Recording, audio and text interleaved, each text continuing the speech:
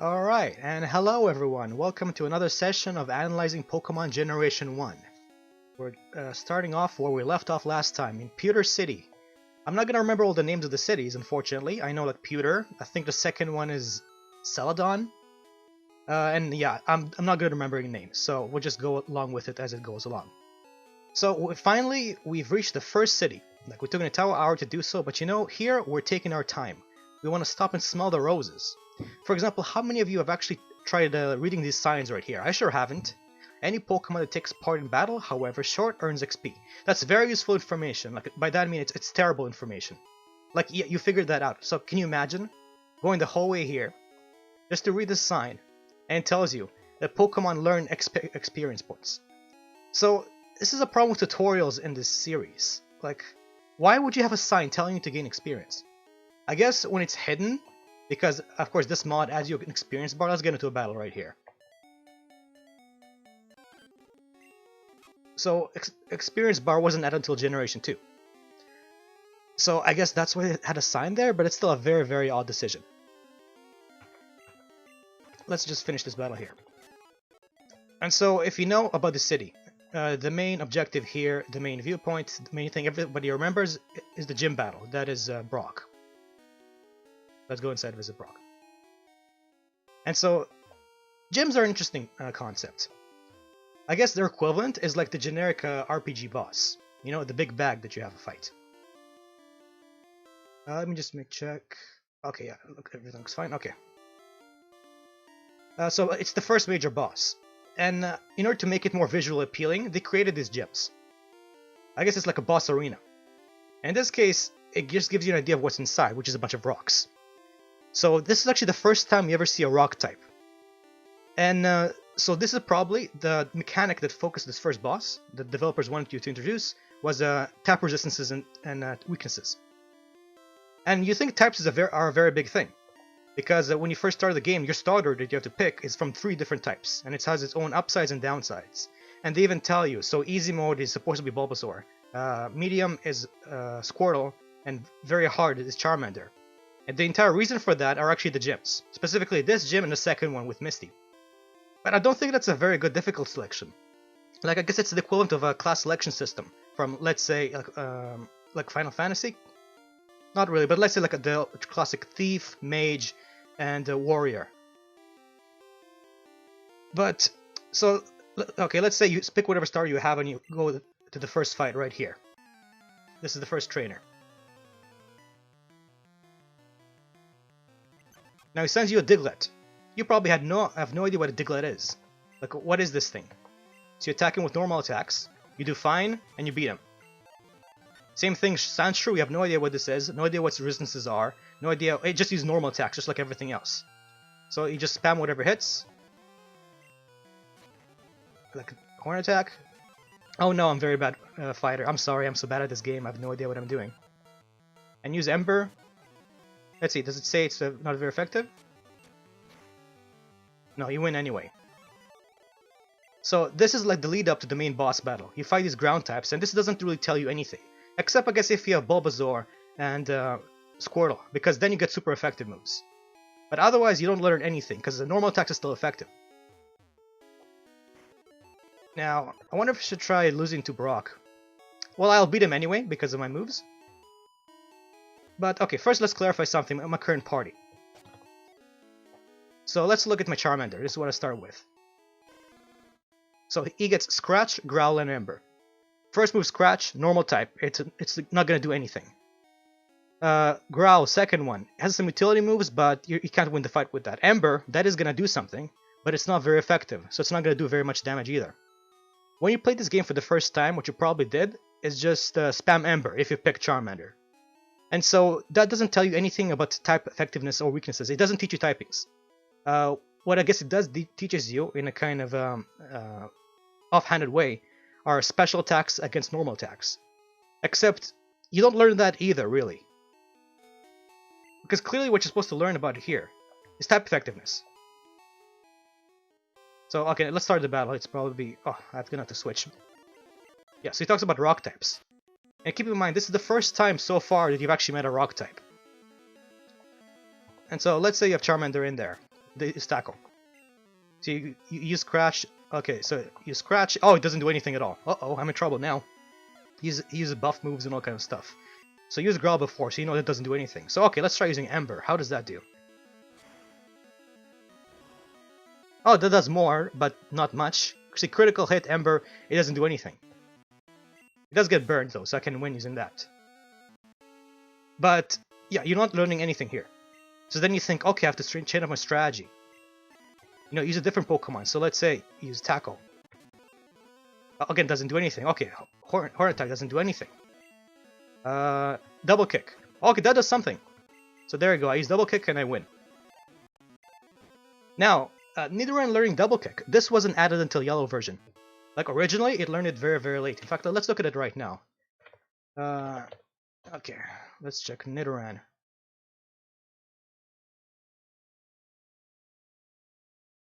Gen 1 Nidoran, okay, this one's funny. Generation 1 Nidoran doesn't learn Double Kick until level 43. Level goddamn 43 is when you learn to Double Kick. In the original versions, you couldn't get any fighting type move. You couldn't catch anything that had any super effective moves against Brock's Pokemon. Which is an amazing, amazing level design right there. Very good balancing. So I'm going to use the yellow strategy, which is a bit better. And then you win. Oh, and then he teaches you Bide. So lots of things. So, okay, let's go back and look at the Pokemon availability that you have. That was Brock. And he was very memorable in the anime, and I guess for his Onix overall. Because Onix, look, he's cool. He's a giant rock snake. So you think he's going to be a very awesome boss.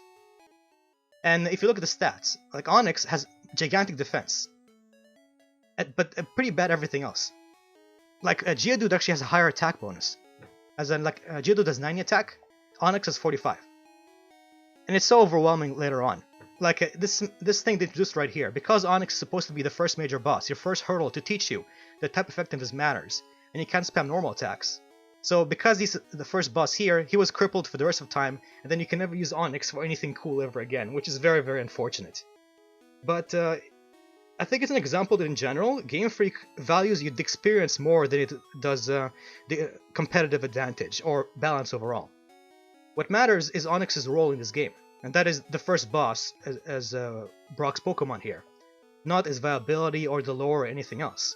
Because Onix is a very, very bad giant rock snake, very emotionally breaking so. But the problem is, for a boss that's supposed to teach you about type weaknesses, the only thing he does is teach you which starter to pick. What Pokemon can you get before him? So, in the very starting area, what you had was Rattata, normal type who can't do anything. You had Pidgey, flying type which also can't do anything. You had Spearow, another normal type who can't do anything. Nidoran male and Nidoran female, who also don't learn any fighting type attacks until level 43, in the original version. And okay, so go to this forest, what do you have? You have Weedle, which learns poison attacks, which don't do anything, except maybe if you get the lucky poisons. Oh, which actually, I believe you can't. Oh, that's actually a pretty nice piece of trivia right there. Is that if you ever try to poison Brock, he actually has infinite antidotes. He'll just cure them over and over again. So you think if you try to be creative and use your available resources to win more easily, the game punishes you for that. You're not supposed to learn how to use status effects. So, okay, you have that. Okay, so there's only one thing which does neutral damage, which doesn't get resisted, and that's if you catch a Caterpie and you evolve it all the way into a Butterfree. On this version, Caterpie is actually really rare. Like if you evolve Kakuna, you get the B1, Beedrill. Okay, there goes, a Metapod. So if I caught a Metapod right here and evolved him all the way to Butterfree, I think it learns Confusion level 15. Let's check here. Butterfree. I actually have Cerebi up, so I can check the exact numbers, even though, just to be sure what I'm doing. Confusion at level 12, so not level 15. Yeah, because level 15 would be way too high. So that's viable. So because my Pokemon are level 11 and level 14, so I would have to grind a little bit, but it's not too much. However, that requires you to do a lot of grinding, not using a starter, and you have to know about this ahead of time. So the only way you'd ever know that Butterfree gets Confusion is if you heard about it from, let's say, your friends or somewhere else. So that's a secret. That's not really the intended strategy. Unless maybe that's what they're trying to teach you, but it's not very effective. In Yellow, it's so bad that I don't know if anybody else did this, but when I play through Yellow, when your only starter is Pikachu, and again, unless you know about it, you're not going to know what to do. I didn't, because I didn't know. The game never forces you really to get type diversity. So, and let's see, Yellow Pikachu. What I had to do is grind up my starting Pikachu all the way until I learned Slam, which happens at level 20. Level 20, so I grinded my Pikachu up all the way to level 20 until I could learn Slam, which is still not very effective, still doesn't do very much damage, but it's enough damage so you can actually win only using a starter Pokemon. Because this franchise really does encourage you to stick with your starting gift, your very first demon, like let's say from SMT, and grind it all the way into a success. Which is actually what RPGs in general teach you, is that if you get stuck somewhere, you have to grind. There are lots of very conflicting messages the game tries to teach you at the very same time, and some of them get jumbled up because of it. Because you don't have to. That's the thing. If this boss right here, if Brock was supposed to teach you about the type effectiveness, it doesn't do that good of a job because there's so many other ways, so many other lessons you can learn from it. Most kids just learned grind harder, or oh, that's just going to be a little bit harder depending on which class you picked at the start, whether fire, grass, or water. And so in that case, they really should have picked something else. Well, what I would do is, for example, this is actually a change they did implement, like this patch of grass right here. You know, when I first came out, when I played as a kid, and I saw this huge patch of grass right beside a brand new city, I thought, wow, this is so awesome. Because this is a brand new patch of grass in a new area, it must be an awesome reward. So there's probably a new rare Pokemon right here, which is going to help me defeat Brock up ahead. And so I went through, I grinded, I went Pikachu and grinded him right here. I looked through all the Pidgeys, all the Rattatas, you know, and there's nothing here. There's nothing here. There's only Pidgeys and Rattatas. At that point I realized that these games as a whole are not very well balanced. They're not that well designed. Like there's some aspects which are just brilliant overall. For example, last time I talked about the grass system, and I still think it's genius. Like RPGs should have learned from that. But there are some very weird things, like especially level design. There's some very, very, very major problems with level design in this game. And this is one example right here. Like this patch of grass, I'm not sure why it exists. I think that's the whole point. I think this patch of grass only exists so you can grind up right before Brock. So you can go all the way and just, you know, level up your Pikachu to level 20 and then brute force your way through the encounter. And I think that's not a very good attitude to take. It's the reason why when kids play through, they don't learn any good strategy. Because the easy way to opt out, you can just brute force your way through any solution. And that's something that online players do as well. How many of these challenge runs you see on YouTube say like beat the entire game using a Caterpie, or beat the entire thing using a Pikachu? The game teaches them the way to get around that is to just level grind.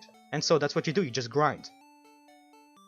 And it's so lame whenever people just seek challenge in an RPG and decide that the only way to deal with it, or the optimal way you're supposed to deal with it, is just to grind some more, because it's brainless. You know, I don't know about other people, but the reason why I like RPGs is because, see, when you start a battle, and everything stops. You have time. You can take your time, look over your options, see what you can do, what resources you have available, and pick the best strategy to take. The whole reason why there's potions and everything of the sort here is just to maintain resources and ration them out. Resource management is actually a big part of these games, just like it was in classic RPGs. And the success of this game really is built upon older RPGs which came before it. Like, it's not its own. Like, people think that let's say Pokemon or monster catching games are their own genre, but instead it's like evolution or a play on. It's a play on them. For example, the fights are just spells. I said about that before. There's different types of spell. Like, you know, Final Fantasy, there's like the fire spells. You know, there's the debuffs and everything else. And so instead you get Ember, and the main difference is the amount of restrictions. Because Pokemon is designed for babies. So they took the classic battle formula and simplified it down. So as I said before, there's only one Pokemon instead of 4 party members, and instead of a very large, like for example in Persona there's 8 moves, you only get 4 moves here in Pokemon. Which is has a high opportunity cost. It has its own ups and downs, but I think that's a good restriction overall. The developers talked about that. They tried increasing the number of moves to higher, like 5 or 6, but it didn't make it any better. For now, I think it's decent. It's a bit limiting, like you especially notice it if you try to have any sort of utility. But you have to make sacrifices, I guess, because really building movesets and this kind of decision making right here is where most of the strategy comes in Pokemon, and that is, you know, building up your team. So that's why, despite the battle system being simple, when you are presented with it, there are a lot of decisions to go into it, because the Pokemon's move pool, of course, is far more than these 4 moves right here. The question is how many you have at one time. Let's just run away here. Yeah, and so this is just a huge missed opportunity. This could have been used to teach you about type weaknesses and expand your stuff, but at the same time, it's a good thing that you don't have to do that, because then stupid babies who don't read can also finish it, just like I did. Let me just catch up with chat here. This teaches you about the special stat, but yeah, it doesn't do a very good job. Okay, so let's say if the point of a Brock was to teach you about special types, special versus physical, then you should have given them a Chansey. Like, imagine if Brock had a Chansey and there were no fighting type moves beforehand. And that wouldn't be that interesting because everything has attack types, but let's say like a physical Chansey. I don't think it existed in Generation 1. Closest thing there's a Snorlax. But let's say they took Chansey and reversed it, so he had very high physical attack and a very poor special attack. So that would have been a very interesting first boss that would teach you about special types versus physical types. And it does make sense. Or tackle, you know, you physically tackle, so that's physical. Ember, you know, it's a fire blast, so it makes sense that would be special. So in that case, yeah, that would teach you about that. Right now, it's like a kind of mixed bag, which doesn't teach anybody about anything, because especially for me, it never taught me about special attacks. I never really understood why Ember did more damage than it should. I just took it with stride. And even then, the game doesn't encourage that because it's not very effective. Again, it should give you a message or something, but the game never tells you which Pokemon has a high physical defense or high special defense. You can't do it unless you do all the work yourself, unless you actually catch one, go into here, and you look at the stats. So here, like, you know, attack, defense, special 19. So unless you do this for every Pokemon you fight, you're never going to know that. While, in comparison, if you just fight any opponent and use a fighting type move, like a double kick, it tells you it's very super effective. So you get immediate feedback. That's something a kid would know, because, oh, there's a different message right there. Geodude, more like Chad Dude. Yeah, Geodude is pretty cool. He's actually a lot better than you think, but not so much in this game. Geodude actually really sucks. But, okay, I'll probably talk more about Geodude when you can actually catch one. Let's see. Yeah, Butterfree can learn stuff. Yeah, the patches before and after the forest have the same Pokemon, the same levels, which is really lame. Okay, Pewter actually has one main attraction. Actually, let's go to the mart, let's buy some things. Let's see if there's anything interesting here. I can get some more Pokeballs. Generally, if you're good at the game, the only thing you'll ever buy is Pokeballs. This game has a limited inventory system, so you can't carry too much with you, which is a pain in the butt. But let's try... Honestly, I'm probably just gonna sell buy because it's so bad. You get 1,000 Pokebucks for that, so... inventory management is something that's only important in Generation 1 and 2, because they give you infinite inventory afterwards. So I'm gonna have to deal with that eventually. Okay, so what are the main attractions in Pewter City? We fought the gym battle, but let's say we're stuck and just look for stuff beforehand. You find this house, there's nothing in it. Pokemon Center, you know, there's all these NPCs here, but they don't tell you anything important. Like, whenever you talk to them, it's such a waste of time. Like, let's say, what does this guy talk about? What? Team Rocket is at Mount Moon, huh? I'm on the phone. Scram. Okay, at least that's plot related, so that's better than most. It's not completely useless, it tells you what you're going to encounter in a future area. So this is a good use of dialogue. Good job, Game Freak, I like that one. Let's talk about this guy, what does he say? Yawn. When Jigglypuff sings, Pokemon get drowsy. Me too, snore. Now this is interesting, because that is also good advice, but it doesn't come at a very useful time. Because Jigglypuff, you can't encounter Jigglypuff right here. Like, Jigglypuff is in this area right here to the right. And he's a pretty rare encounter too, I believe he's 10%.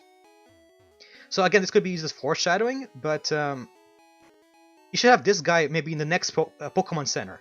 So you can actually go back and encounter Jigglypuff and get Sing. It's kind of a waste to have him right here. Especially since, you know, you would usually explore all the options if you're having trouble with the boss, not if you already beat him and are going out to the next area. And what does this guy say? There aren't many serious Pokemon trainers here. They're all like bug catchers, but Peter James Rock is totally into it. He's totally into it. Like, it's so fluffy. One thing I don't like about these games is just how much filler there is with the NPCs. I'm honestly not sure. I think the only point of NPCs in these games, for the most part, is just to fill out and give you lore. Give you the experience of living in a big city. I guess it somewhat works, like it does feel like these are cities, but their dialogue is so banal and pointless. Like, eventually just stop, I ignore them. At the very beginning tends to be better, because then it serves a purpose. Like this guy here teaches you about repel. So yeah, he's useful. Lots of the early NPCs are useful. There's this famous trainer who says, I love shorts. They're comfy and easy to wear. And most trainer dialogue is like that, because he's just there to serve as filler. Yeah, because this is still early on, so this is not too bad. This is all advice. Honestly, I don't think the later games even give you this kind of advice, because, yeah, so this guy, he tells you that they'll learn moves as they grow. Some moves must be taught by the trainer. He's talking about TMs. So, that's good advice. Pokemon become easier to catch when they are hurt or asleep. Yeah, this is also your advice, but I don't think the newer games even tell you this, because it's not that intuitive. I mean, somewhat, I guess, because making them weaker works, but status effects also can have a very big effect on the catch rate. So it's very nice these NPCs exist.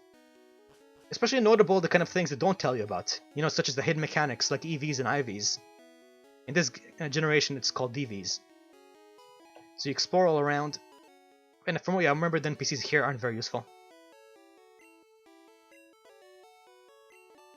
Okay, so this is actually a very interesting thing he says. So, good things can happen if you can raise Pokemon diligently, even the weak ones. Now, you think this would not mean that much. It's the typical one, level up Pokemon and they become stronger. But it actually means a lot more. There's a very, very conscious effort put into this game to tell you. Again, it's I guess anti-doping message. That's the only thing I can interpret it as. Because if you ever try to use the Missigno glitch to clone rare candies, you'd know you can just level up Pokemon that way. You don't have to train them. You could just, give them candy, pop them non-stop until they reach level 100. But if you do so, they'll be weaker than if you level them normally. And that's because of how the DV values work.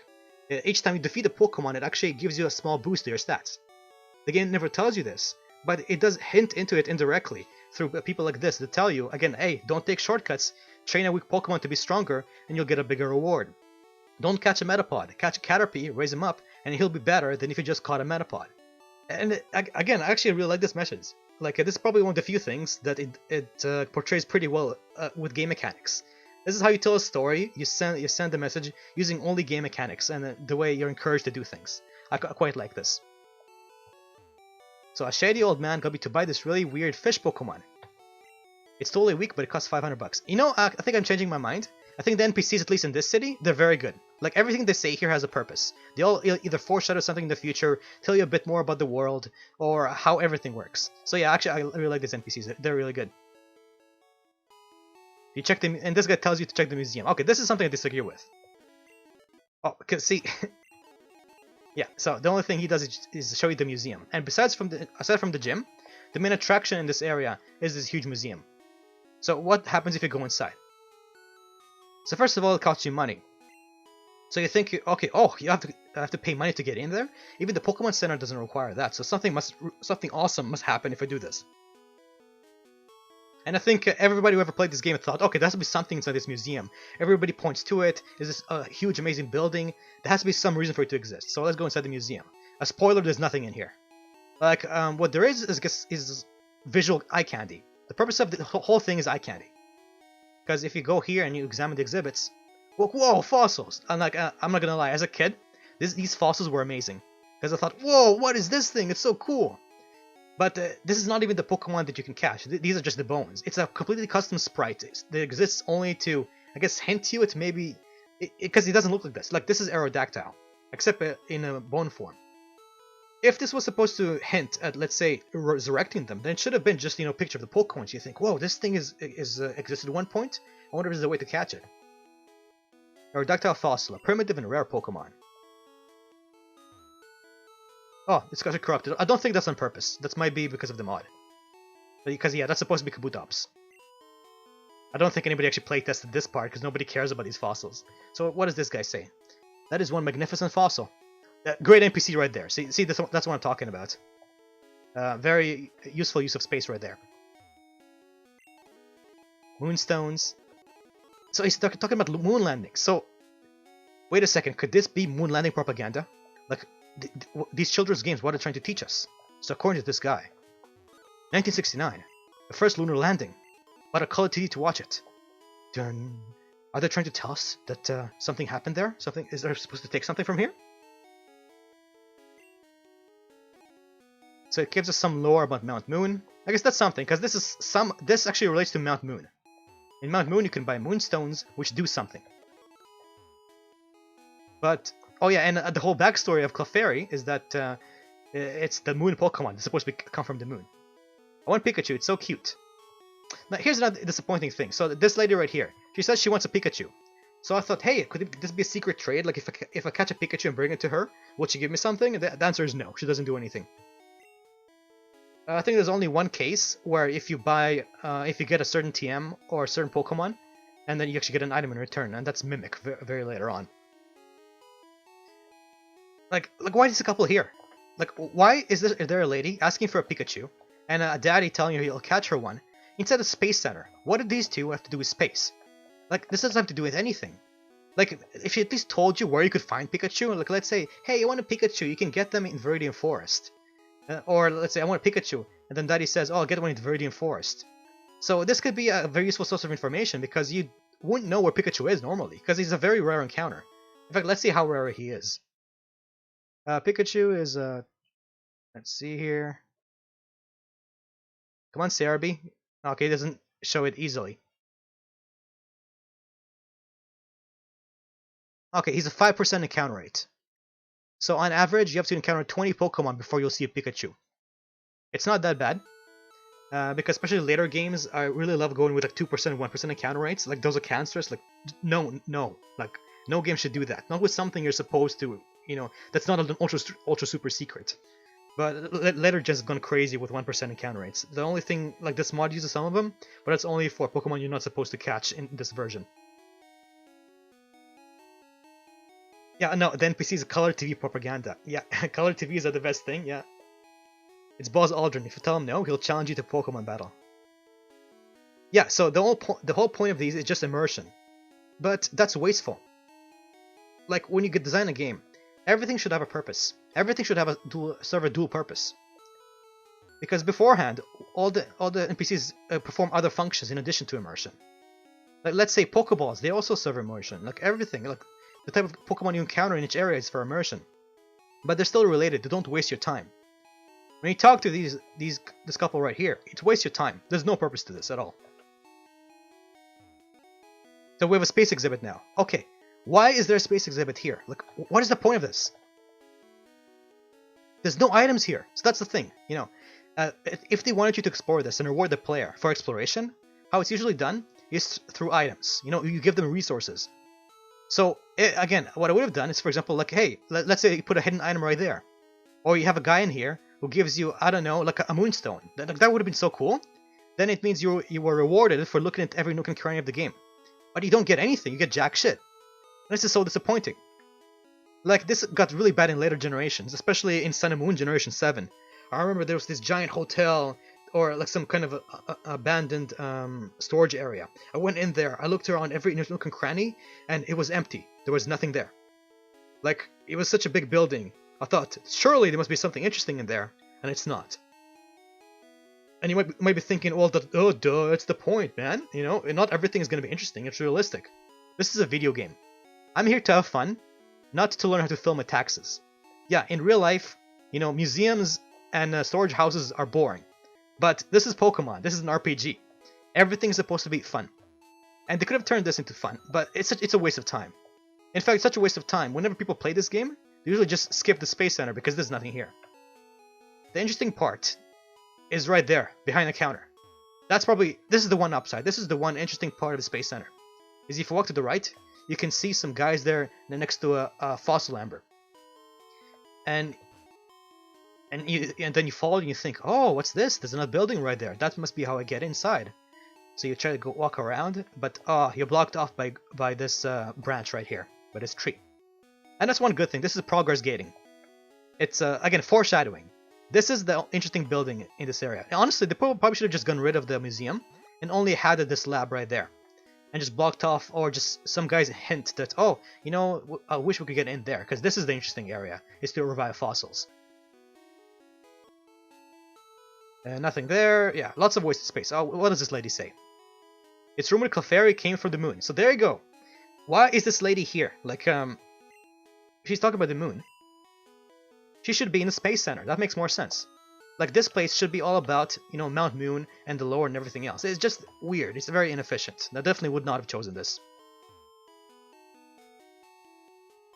I'm giving it more thought than the devs. Yes, probably. Again, this is generally how I play video games. Actually, I put lots of thought into everything. I think, oh, okay, why did they do this? And the reason why, thing is, you're right. The devs didn't think about this, but it doesn't mean it doesn't matter, because they might have not noticed it. You might have not consciously noticed it, but your brain did. All these things go together to create a good experience, and the experience is the reason why Pokemon is so successful. It's what gives why this game is so awesome. It's the full-on experience which comes together. This is the reason why lots of artists can't recreate their best hits. It's because they don't know what made them successful, just lucked into it. And this is the case with this game. This game is amazing. Like, it's one of the best works of art ever made. And it's lots of it is due to coincidence. It's because they made lots of decisions. Lots of them are limitations they had at the time that turned out to be really, really good. And I'm just trying to point it out and explain why. Like, why certain games are successful, or why they did well. And I'm just want to note something, is that lots of things are good design, lots of things are bad design. But good design is not necessary. Like, you can have a better designed game that's very successful. Because in the end, what the games are products. The point is to give people what they want. And what they want may be good or may be bad. Like, okay, look at this cool foreshadowing. So yeah, so you see the badges that you're going to get. So you got the first one, Brock. You get the pictures of the trainers afterwards. And then at the 8th slot, you have this mysterious shadowy figure. That makes you think, oh wait, who's there? I actually never noticed this before, so this is actually pretty cool. And this brings up to the story. I think they had very different plans for the story once upon a time. Because, okay, think about it. What are you doing in this game? That is, you fight gym battles and get these gym badges. But who is the main opponent? Who is the big baddie of the game? Well, that is Team Rocket. What do Team Rocket have to do with the gym fights, with the gym challenge? Almost nothing. The only connection is Giovanni. That is gym leader number 8 right there. And in fact, he's even foreshadowed it. You know, if you go to previous city, like, it takes so long. Like, if I had cat, it would be faster, so I'm not going to show it. So you skip over a gym because, you know, the gym leader isn't there, because, spoilers, he's Giovanni. He is the leader of Team Rocket, which you're going to face eventually. So there's a very big plotline right here, and I think at some point, the gym leaders were supposed to be evil. Like, they were supposed to be on the side of Team Rocket, and by beating them, you were gonna, you know, solve the conspiracy and the corruption. You know, like, the gym fighter, the electric fighter, I forget his name. But, you know, he's an ex-military guy. Mystery isn't that... Actually, the professor right there, actually, he has lots of lore behind him. You know, the fire gym leader. There's lots of lore behind him that they work with Team Rocket. And the grass lady was originally supposed to be a ghost-type trainer, if you look into the beta stuff. So it's very interesting. I think there are lots of ideas they had in development that they never realized, and they would have tied those two plot threads together. It's something that always bothered me about these games, is that you do two very different things. On the one hand, you want to focus on defeating the gym challenge and becoming champion. On the other hand, you want to stop Team Rocket. But those two problems have almost nothing to do with one another. And if they combine them, let's say, you know, the gym leaders were members of Team Rocket, then yeah, it would have been such an amazing experience. I think it would have been a pretty good idea. But they probably thought it was too dark, because the world of Pokemon is supposed to be utopian. And having, you know, these kind of authority figures and trainers supposed to be all be on the evil side would be a bit much. So I'm not sure what happened there, but I'm pretty sure that was the original idea. Oh, you guys hope I never make a game. It's going to be the quote of grinding my eyeballs in sandpaper. Why? Because it's going to be very nitpicky. Again, I'm actually making a game right now. It even has a demo, so if you really care, you can try playing it. But again, it's not really as hardcore as you think it is. In a modern remake, this would be a Holocaust museum. Honestly, probably, yeah, I think so. It makes sense, because this is talking about the space landing, the moon landing. So yeah, they probably would be. That'd be a very interesting idea. Like, dude, Pokemon Clover, like, you should, dude, you should tell the devs that. I think it's people on VP, they're developing it. They should totally, like, introduce, like, a Holocaust museum in there. That'd be amazing. Okay, 8th leader is Muhammad. Possibly. Yeah, that's true. In the manga, that's an idea that they used. That Team Rocket is, yeah, that the gym leaders are part of Team Rocket. That was the, but yeah, it was the original idea. So Lieutenant Surge, Koga, Sabrina, and Blaine were part of Team Rocket. That would have made it a lot more of a traditional RPG. But okay, I think enough time. We examined pretty much everything in Pewter, so we can go and see what else. I should probably save occasionally, although it doesn't matter, because this game is quite forgiving. The only thing, if you die, the only thing you lose is money, which is a pretty bad idea, because money is a finite resource in this game. So, honestly, I think you should just get rid of it. People say that, oh, that's going to make it so casualized, you know? If you die, you don't lose anything. But you do lose something, you lose time. I think losing money on top of that, and making it so you can dead end yourself, it's just overly mean. Like, because kids, you know, as a kid, what I did is just save every like 10 steps instead. So it already costs you time that way. I think getting rid of the ability to just black out peacefully would have been much more friendly if you could just do it. But yeah, let's continue. So, okay, next adventure, next road. Lots of trainers on here. And yeah, trainers are interesting because they're your introduction to Pokemon you'll see later on. So actually, let's fight all of them. Let's level up my Charmander now because I ignored him a bit much. So let's grind a bit. So Pidgey, pretty boring. What does this guy have? Another bug catcher, so boring. Weedles, which is so annoying because of the poison effect they have. You know, poison effect I'm not so sure about. Like, whether it's a good thing or not. Because as a kid it was the most annoying thing ever. Poison is unique because it has an out-of-battle effect, unlike all the other status effects. So, like, Burn does damage over time. Freeze makes you not move, Sleep makes you not move. But Poison makes you damage in every step you take. And I think that's another leftover from... Okay, here's a new Pokemon, Ekans, which is a Poison type. This gen has so many Poison types. I think partially it's just because of the design they went for. Because if you make a snake, you think, oh, he's going to be poisonous, so that's natural. If you're going to make... Well, a bat isn't so naturally poisonous. But it's intimidating, it's kind of evil. I think in this generation, Poison was supposed to cover lots of feature types. Because, for example, Dark type. In Generation 1, Dark types would be Poison. Because, actually, if you look over the Pokédex entries of Zubat... well, let's wait until we actually get to Zubat later on. But lots of the Pokédex entries for supposedly Poison types don't actually mention Poison at all. I'm pretty sure it was only tagged on because it's the only thing that fit. So anything that's dark, evil, or, you know, a little bit malicious, that was given a Poison type. Lots of times it didn't make much sense. Like, there's so many Poison types. So for example, Bulbasaur, you know, your starter, is part Poison. In fact, every single Grass type, aside from Tangela, is part Poison. Well, it's Dual type. Because there's also part Psychic, Execute. So he's not Poison. But aside from those two, so the Execute line and Tangela, aside from them, they're all part Poison, all the Grass types, which is very weird. More Poison types. So right now it's teaching me there are going to be lots of Poison types up ahead. Which isn't that true. More Caterpie. Okay, so these trainers are pretty boring. The only unique Pokemon they had was an Ekans. Okay, there you go, evolution.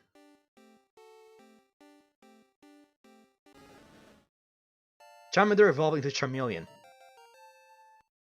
You know, as a kid, it was so cool. But honestly, it's only because I watched the anime. Because then I saw Charmeleon and I thought, oh man, what is it going to evolve into? And then eventually you learned that Charizard is a giant dragon.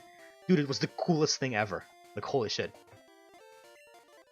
And honestly, Charmeleon is pretty cool. That is a very good sprite. He looks badass. Like, damn. Especially in this generation where everything looks derpy. Like, look at that. That's really derpy looking. But Charmeleon, he actually looks genuinely cool. Too bad he's not that good. Because, you know, of course you remember Charmander, he's the first stage. And you remember Charizard, the end stage. But, you know, the middle stages don't get enough love. And that's, I guess, the irony of being middle stages. Just a transition between one form and the next. It makes you question whether you should even have them for forms like this. Because, for example, for Kakuna, that makes sense. And Kakuna and Metapod, they're supposed to be kind of bad. And forgettable. Because, you know, they're just cocoons. A transition is part of their design. Now, yeah. Okay, so Sandshrew. This is, yeah. So there you go. So you encountered this Pokemon in the previous gym, and now you can finally catch one for yourself. Sandshrew, he's okay. Like, he's the only reason he's good early game is because he learned Slash at let's check when does he learn it. But this is the only reason why to ever use a Sandshrew. Okay, so Sandshrew gets Sand attack. He's stuck with using Scratch until level 17. That's the reason why he's not good. So you're gonna have to grind him a fair bit, because right now Pokemon are level 16. So you'd have to catch him, you have to grind it almost 10 levels, just so you can get Slash. And Slash in this generation is a weird properties. In general, it'll almost always be a critical hit, so it's really nice. But it's a Slash that doesn't have the same type of attack bonus. And that's the only reason to ever catch a Sandshrew. And I guess you can use a Dig later on, but that's it, that's the whole appeal. In the other version, there's a different exclusive there, I forget what it is. Okay, Jigglypuff. Okay, this is actually a good hint, I like this one.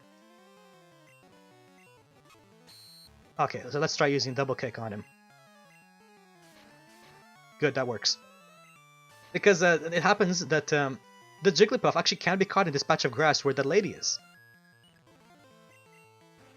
Okay, so yeah, Sleep is overpowered in this generation.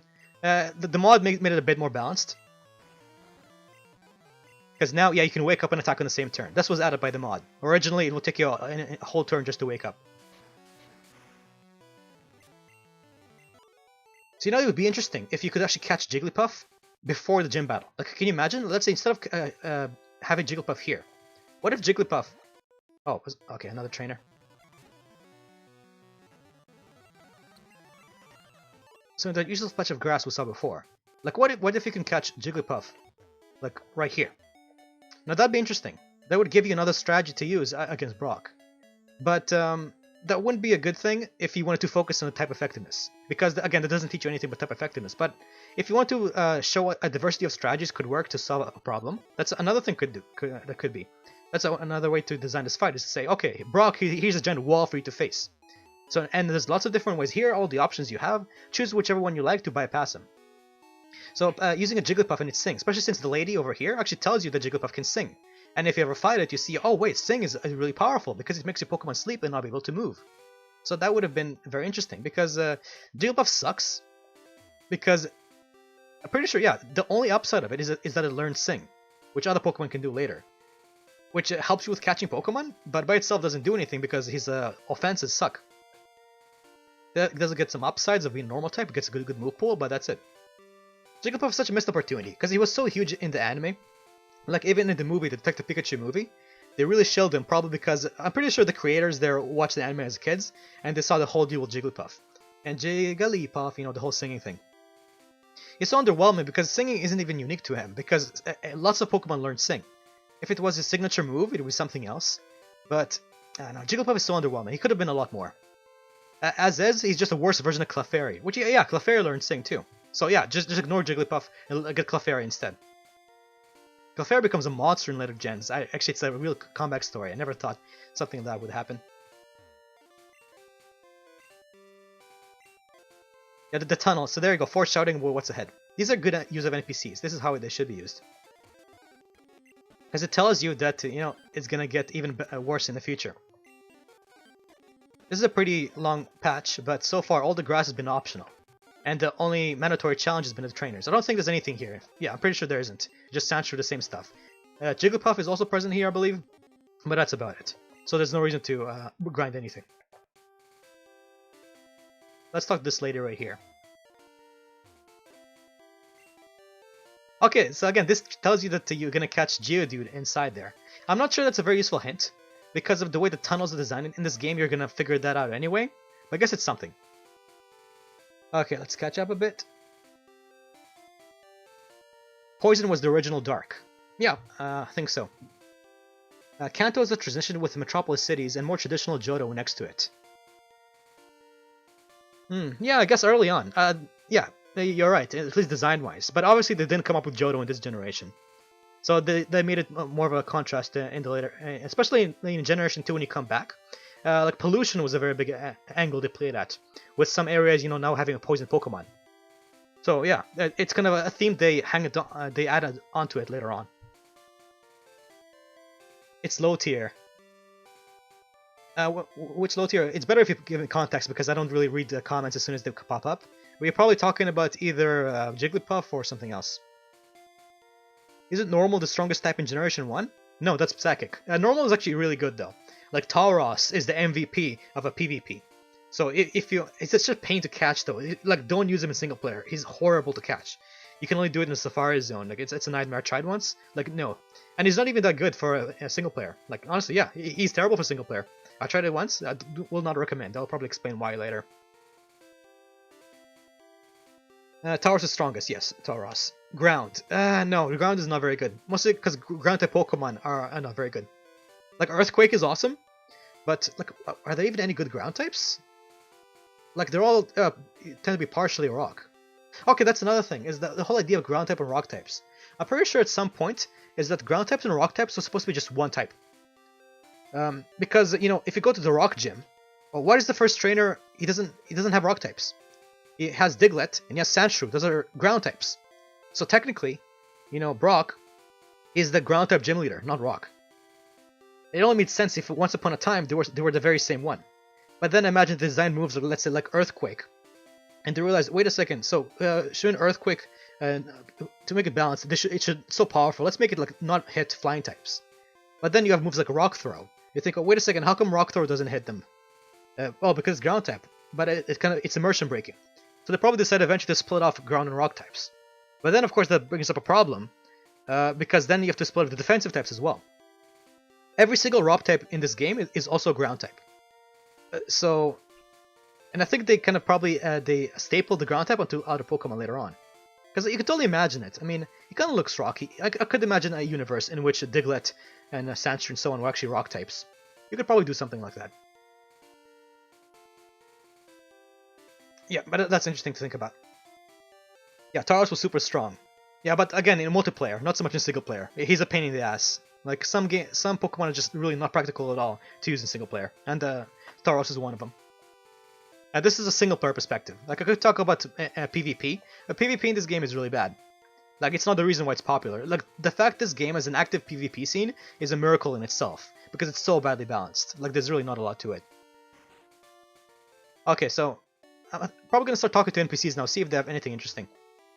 So, wait, did I talk to the lady outside? Yeah, she talked about finding a Geodude. So, let's see these people here. Okay, he's talking about the box system. So yeah, that's good advice. The box system is a huge pain in this generation, but unless you catch a lot of Pokemon, it's not gonna happen. You're not ever gonna have to deal with it. Yep, they're talking about the box system. And this is foreshadowing about Team Rocket in Cerulean City, which you're gonna see later on. So that's plot related, that's decent. Okay, the Magikarp salesman. And if you've talked to NPCs, you were warned about him beforehand. And you could buy him right here. And of course, you'd be tempted, dude, you could just buy him and level him up, and then you get an awesome Gyarados. Like, everybody knows that secret already. But I'd say it's actually a bad deal, because at this point in the game, $500 is kind of a big deal. And you can get him for a lot cheaper later on. And power leveling Magikarp at this point is a huge waste. You can do it much easier later. So it turns out that I get how it worked out, because it's subversion of expectations. On first view, you think, oh, this guy's selling you a Pokemon for $500. Oh, it's pretty expensive, but he must be pretty good if you have to pay money for it. I mean, so far, you can only get Pokemon by catching them. This one you have to pay for, so it must be really good. And then you get him, you think, oh no, it's just a Carp who can't even attack. I got scammed. Oh man, and it's a moral lesson. But then, if you stick through it, and you level up Magikarp, you put all the work in, which by the way, this game teaches you over and over again, if you put in the work, you will get rewarded. Then you evolve into the awesomely powerful Gyarados. So it's like a triple subversion of expectations. But then, if you do play the game a bunch, you realize, actually, $500 is a bit much for a Magikarp, and it's a bit too early to get him right now. So this is a scam anyway, you have better use for your money. So you may as well ignore him anyway. So then it becomes a quadruple subversion. Yeah, the Magikarp salesman is really memorable. So I like that this thing exists. I wish the games did more of this kind of stuff. Especially just buying Pokemon. Because the only places you can buy them are in the casinos later on. Which, by the way, are now removed from all the games, so in practice you can never buy Pokemon again. It's an interesting concept, they should have used it more. Yeah, Rhydon was the first completed Pokemon, that's correct. But the Rhydon is pretty bad for, is decent multiplayer, but really bad for single player. A slow Pokemon, that's the thing, speed is so important. Because it's a classic one, hit before without getting hit. Like, if you just don't get hit, you save so many resources. So many resources are saved by using that. So that's why Geodude is not usable. Like, you can, but it's so much harder. Oh yeah, if you put in work, you get work. If you put in work, you put in work. If you put in work, you will get a reward. That's what I meant to say. That Magikarp should have been level 15. Level 15 is a bit much because he gets. Let's check. What moves does he get? Oh, I guess he gets tackle level 15 and evolves at level 20. That would be better. Actually, yeah, that might be even reasonable. That's a good price for 15. Or, level 14. Okay, that's what I'd say. I think that Magikarp should have been level 14. Because then you only have to level him once, and then he gets tackle, and then it becomes easier. Then you think, oh, wait, this is actually doable. But, level 5 at this point in the game is just, oof, that's a bit much. Like, no. Okay, and so, okay, Rock Tunnel. I think this is a Rock Tunnel, right? Let's check. Wait, does it tell you what area it's in? I think this is Rock Tunnel, but let's just make sure I don't want to get the right area here. Well, I'm not sure anybody cares.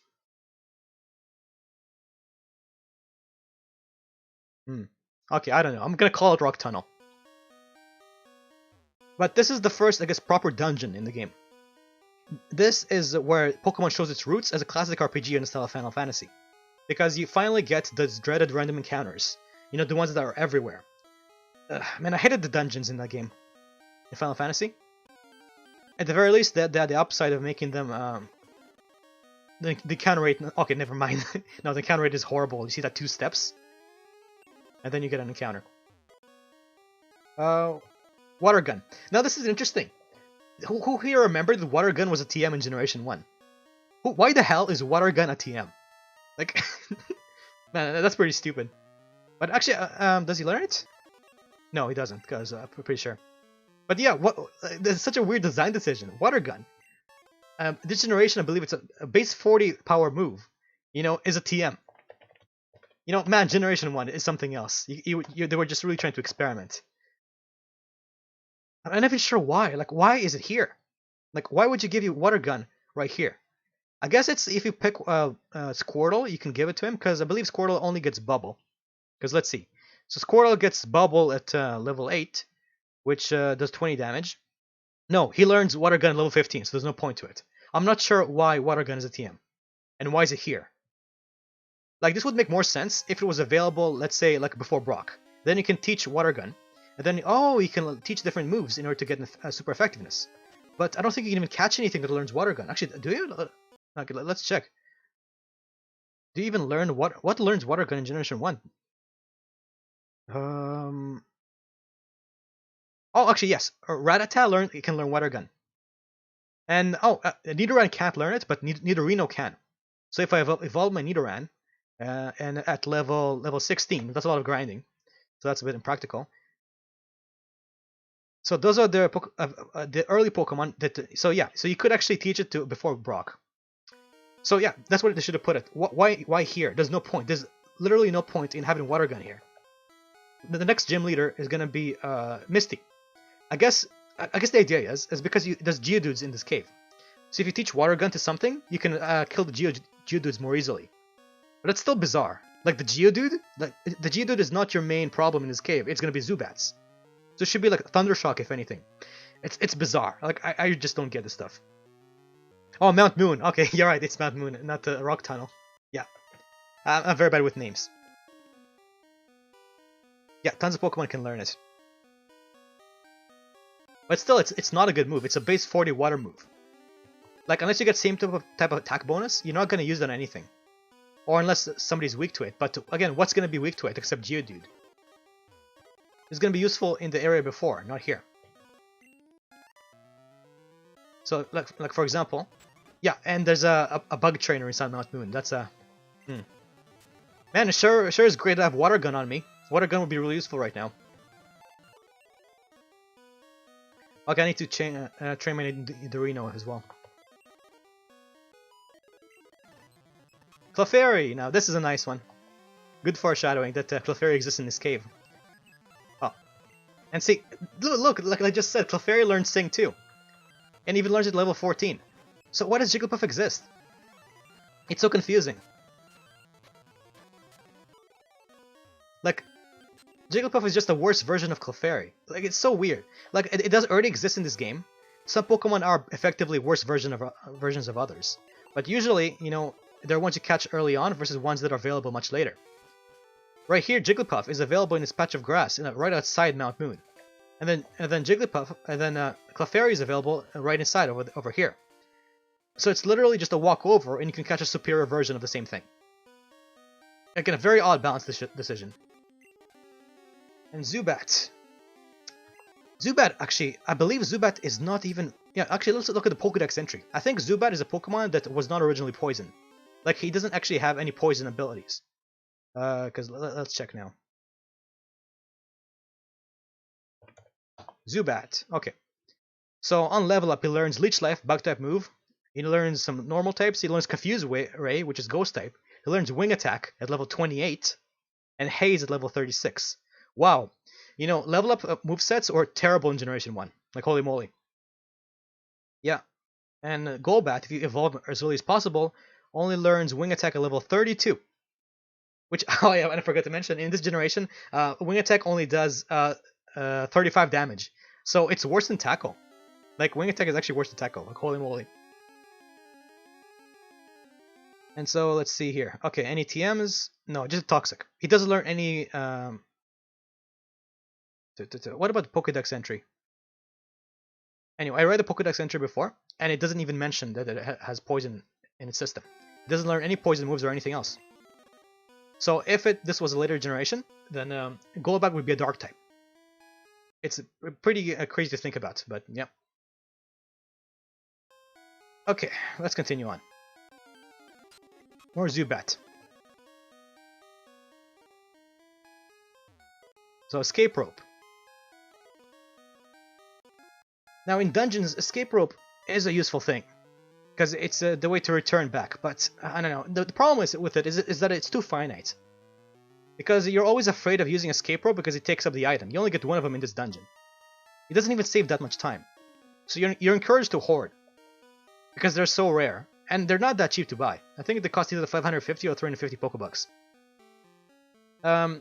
Instead, you know, Dig effectively takes the role of Escape Rope. But honestly, I think Escape Rope should be just like an infinite item. Like, even if it was infinite, you would still not use it that much. But again, they were experimenting. It's classic RPG conventions, so... Again, they didn't put that much thought into it. Another Bug Catcher.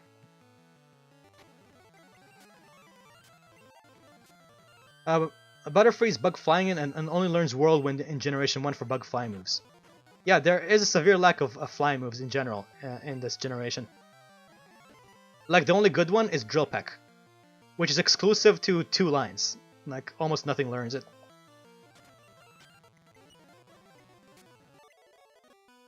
Like, why are there Bug Catchers in here? I guess because more diversity. Oh, one disappointing thing is that you know, this tunnel. You know, you think there'd be lots of rocks inside here. You get Geodudes and everything else, but you can't catch an Onix. And you think, oh man, it hypes up Onix, because you think, holy moly, you know, Onix was this huge rock snake, the boss of the first, you know, gym leader. It must be really awesome, and I can't even find him in Mount Moon. You know, eventually when I do get an Onix, it's gonna be amazing. And then he's crap. So it's such a failure, dude. It's so lame. Like, they should have. Okay, either they should have made Onix a lot stronger, or they should have given you an Onix in this cave. Because then you could use him as a kid and realize, oh no, Onix sucks. That's something Generation 2 does. It fixes it by giving you an in-game trade where we can get an Onix. But then you actually try using him and realize, oh no, Onix is terrible. Oh, it's unfortunate. Magnemite, okay, this is a very weird one too. Because Magnemite, you don't catch him anywhere near here. Like, this is way later. It kind of gives you a weird lesson right here. Because, yeah, why isn't Magnemite in this character? Voltorb, again, you don't catch him anywhere near here.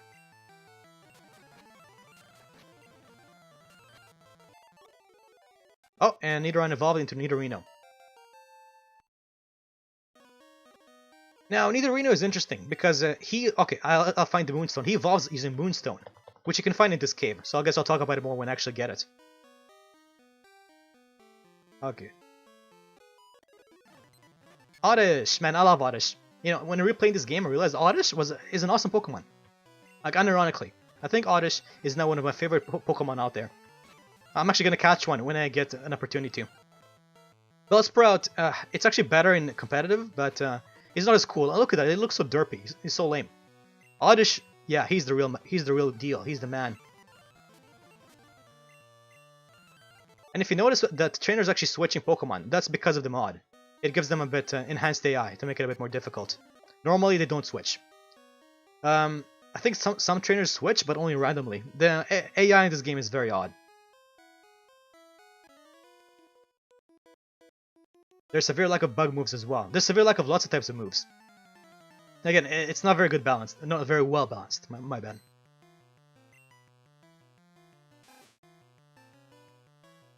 It was the only psychic counter. Alakazam was legitimately broken. The only psychic counter was other psychic types and normal types. Like, Bug and Ghost didn't do anything.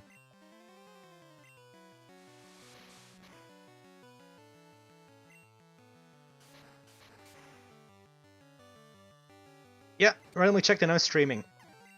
Mostly because I have a lot to talk about this game. I guess my hobby right now is thinking about game design. And Pokemon has a lot of content to it. And the weird thing is, I don't see anybody else doing this. Like, if you look at the amount of deep analysis of Pokemon on the internet, you find pretty much nothing. I haven't seen anybody do it. Like, there are some video game analysis channels on YouTube. Let's say Matthew Matos is by far the best one. Like, if you don't know who he is, you haven't watched him, you should. He's amazing. But he makes in-depth analysis. Except he actually puts effort into his videos and does editing, unlike me. Because I'm lazy and I'm not good at it. So I like to do streaming instead.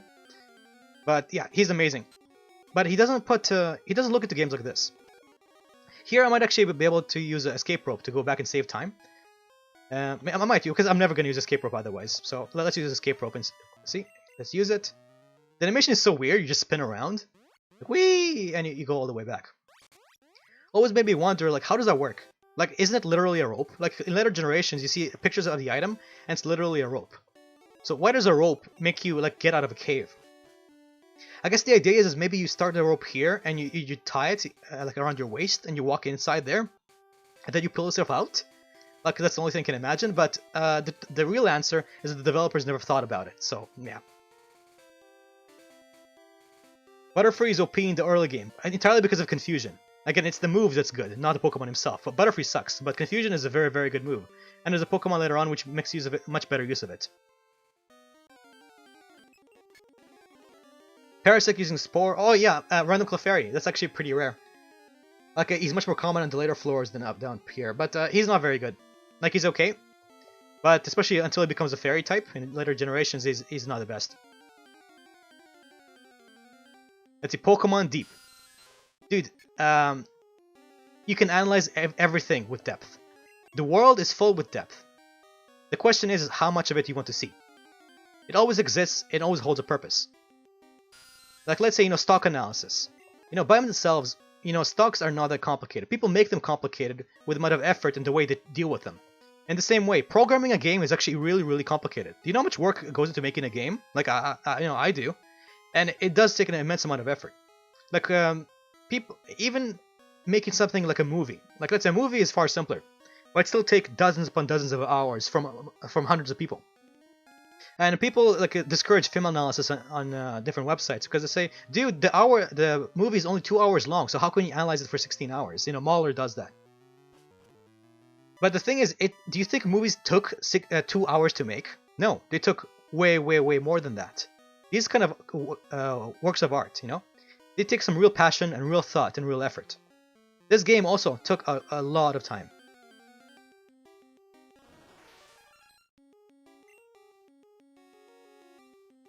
Oh yeah, so you make games. Okay, good. So you should be able to understand what I'm talking about here. Because the developers didn't put all the thought into it, but the systems are very interesting. So, okay, so you have Paris. Wait, is this okay, that's a random encounter. So let's fight this Rocket Grunt right here.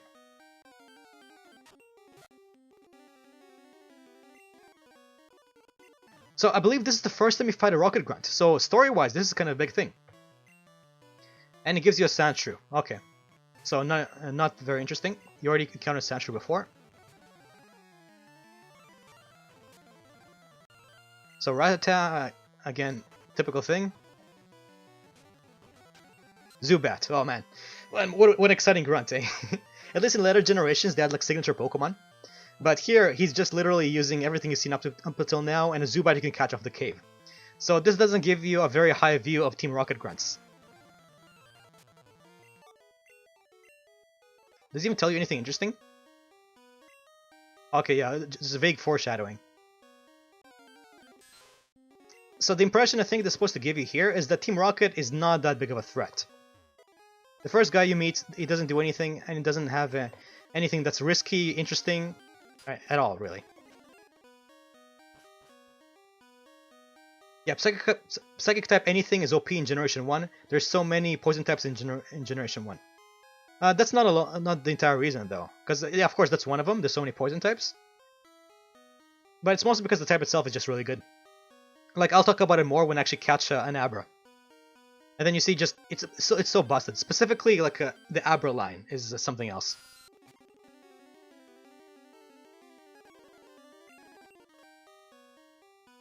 Okay, let's see now. Let's see, this takes real autism. And well, it does. It takes an attention to detail. And you're right, normal people don't think about things very much.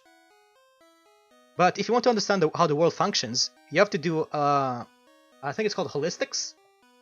I know, you take things, you break things down part by part. It's how academics is based. You know, if you see something in nature, and you start to wonder, wait, why is it that way? And if it is that way, how can I make more of it, you know?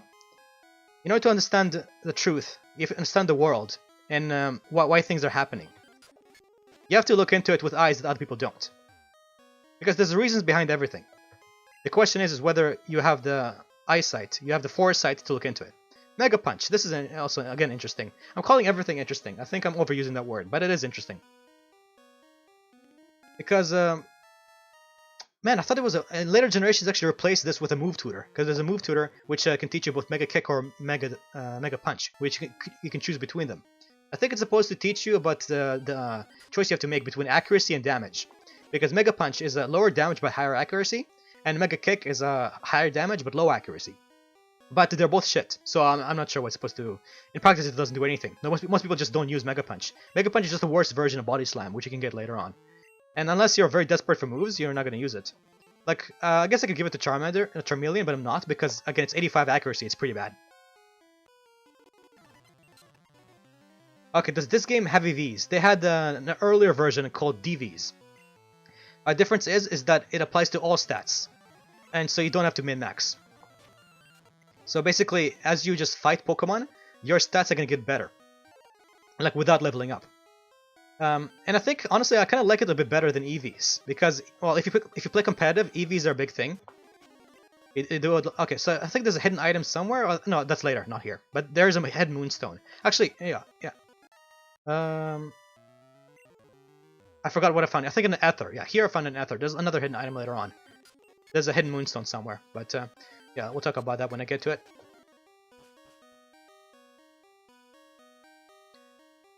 Okay, yeah, the thing is, when you first play Pokemon, you didn't know what to expect. Imagine how many other Game Boy games that had as much replay value. And also the ability to play with friends, trade, etc.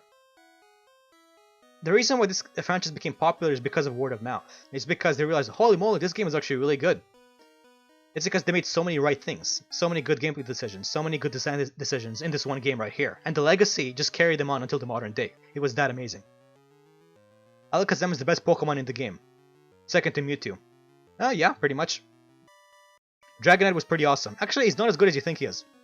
Like, Generation 1 Dragonite, like, there's no dragon moves. Like, his move pool is not very good. I don't think he even learns Earthquake. Like, he has some serious limitations. So, yeah, Dragonite looks cool, but he's not good in Gen 1. Like, I would not recommend him. Yeah, ice moves. Yeah, oh, yeah, I forgot about that. Like, ice moves are everywhere in PvP in this gen because of the Blizzard. Yeah, so yeah, I would not use, he's not great. Aerodactyl, Hyper Beam can take out Alakazam. Maybe. I never played Gen 1 PvP, but for sure, Tauros can take out Alakazam. It's probably one of the reasons why he was so good. Normal types, just through sheer bulk and power, can counter psychic types. That was the big reason why people use them.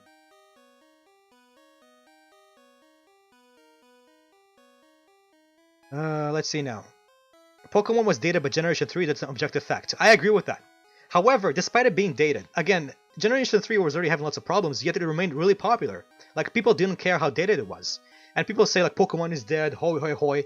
Dude, did you check out the sales of the latest Pokemon games? Like Pokemon Sword and Shield, I think sold over 20 million copies. In fact, let's check right now. Pokemon Sword sales. Yeah. So by September 2020, the games have sold about 20 million copies. That's huge. So, so this outdated garbage somehow managed to sell tens of millions of dollars. So obviously, the customers don't care. Like, they still buy this thing by the droves. And the question is why?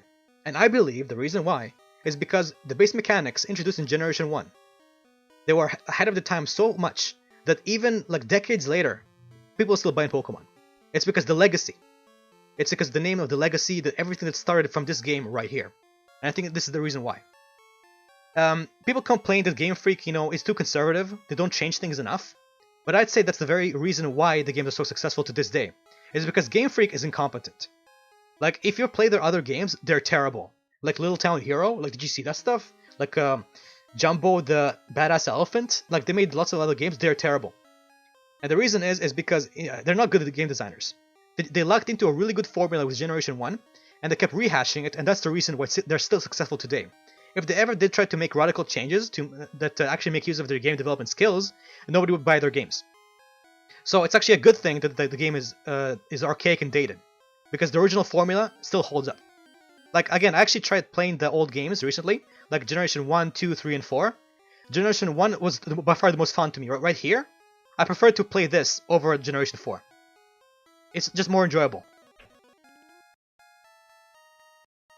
It sells based on brand. Again, brand itself doesn't mean anything. Because if the players don't have fun, they're not gonna buy it.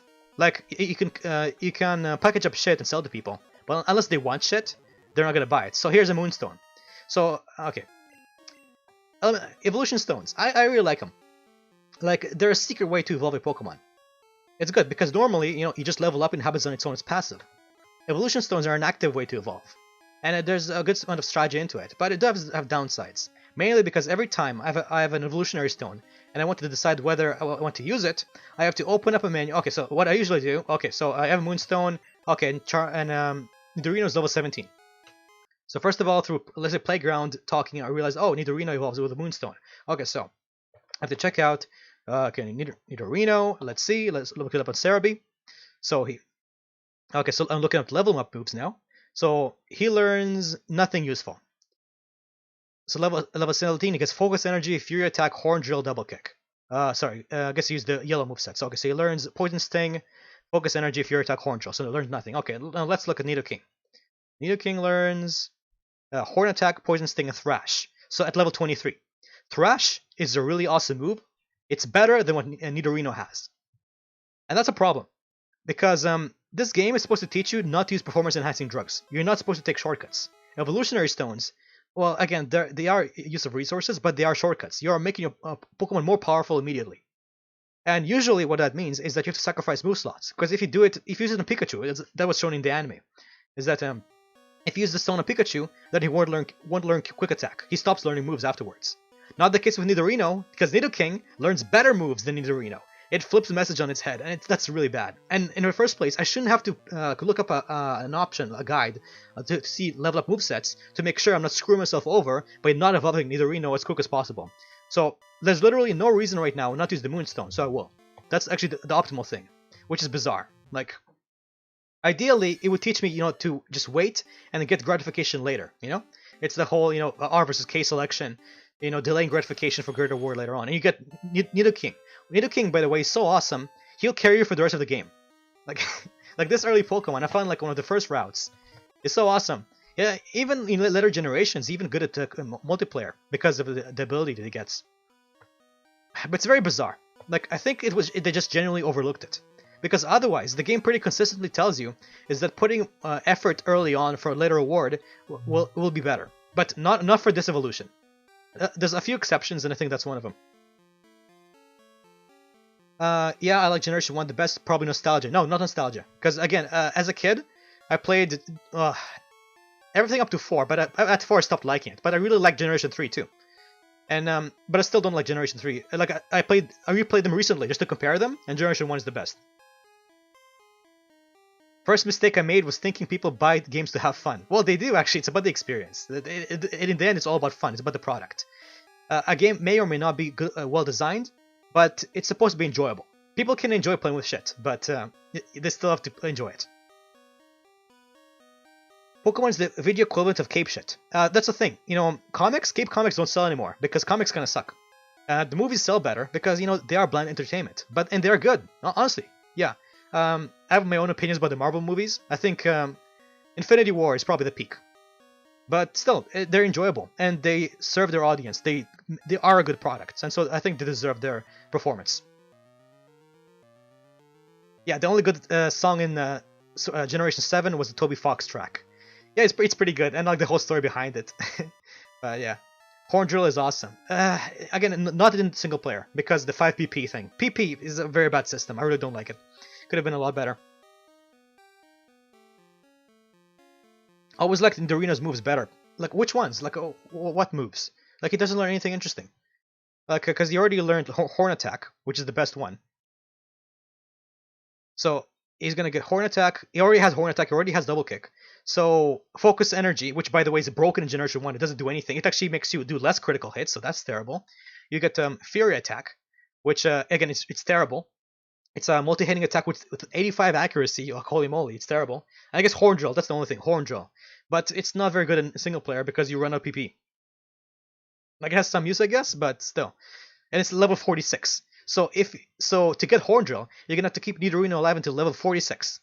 Or you can just evolve Nidoking immediately and then get Thrash, an amazing move at level 23.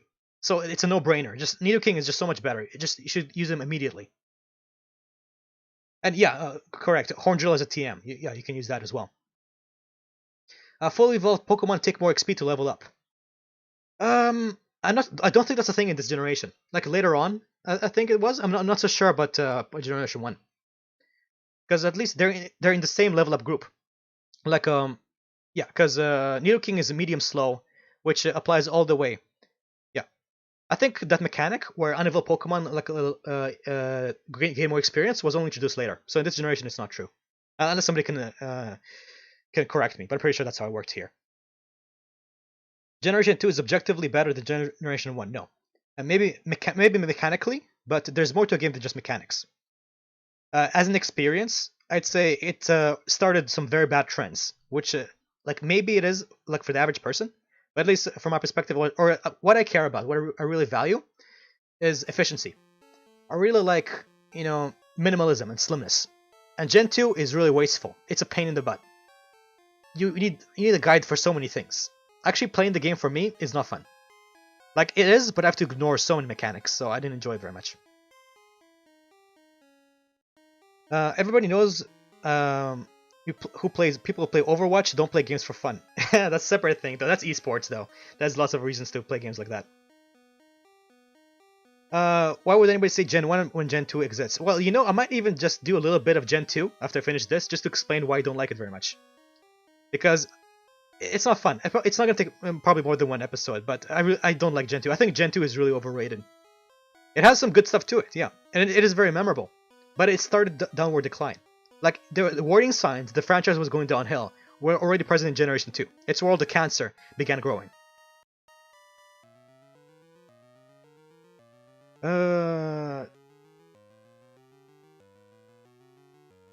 Dude, like Gen 1 is better, but do you really feel the Steel and Dark types?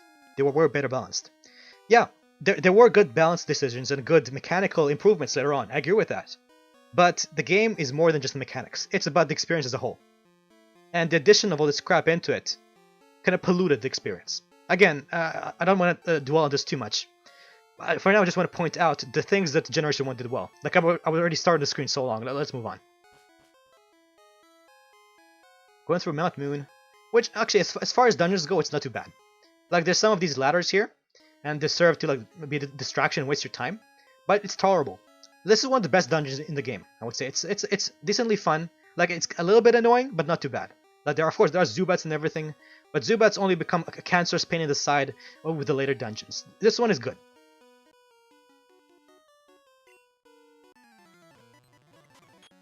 So Raticate, this guy is actually really dangerous. Like, Raticate early game is no joke. Like, holy moly. Like especially speedrunners can die to this Raticate.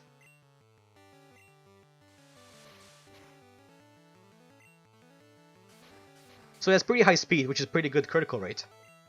And I believe he gets Hyper Fang, which is really, yes, there you go. Now, that's actually a decent amount of damage. Just Nidoking has really high stats for this point in the game, so it doesn't look like it. But that thing could KO you from a pretty high, for pretty high HP. Like if you're still using a starter. So if you wanted a good early game Pokemon, Raticate is the thing. And so that's interesting. Okay, so oh man, I should stop using that word. Okay, let's look at Thesaurus. I want to stop using interesting so much. I'm really overusing it here. I think. Curious, delightful, engaging. I don't know. I should use a different word. Honest people don't care. I could keep using it, but I'm really overusing the word interesting. Gen 1 is the only time when Zubat encounter sucks. I guess because he becomes good in Generation 2 with a Golbat. Crobat, yeah. Golbat and then into Crobat. Okay, so Raticate, yeah. If you want a good early game Pokemon, so he's the choice for you. But then he quickly becomes outdated later on. Which is the exact opposite of how your starter works. So your starter, you keep with you, and he's awesome until the very end. There are other things you can catch on the early routes. Like let's say the Geodudes. Well, not Geodude so much, but you know, the bird Pokemon like Pidgey. And Raticate, they become outdated. They're good early, then get outdated. Like Butterfree, he stops being the MVP after you defeat Brock. Then he's just kind of okay, and he's a liability. Okay, let's switch out to keep him. So that's actually the exact opposite philosophy. So are you supposed to keep Pokemon with you forever, or are you supposed to switch them out? Because for whatever reason, the starter is supposed to keep forever. Okay, this is the hidden item right here. Moonstone. I memorized this one because Moonstones are really precious, so you want to get as many as possible. You're noticing I'm not catching anything so far, because again, I don't like to level up too many Pokemon, because it's more work. I'm only using 2, which is all you need at this point in the game. I'll catch another later, but that's all you need for now. Now these fossils, okay, so another unique Pokemon, Grimer. I don't remember where you catch this one even. So, okay, why does this random guy have Grimer and not the Rocket Grunts? I don't get that.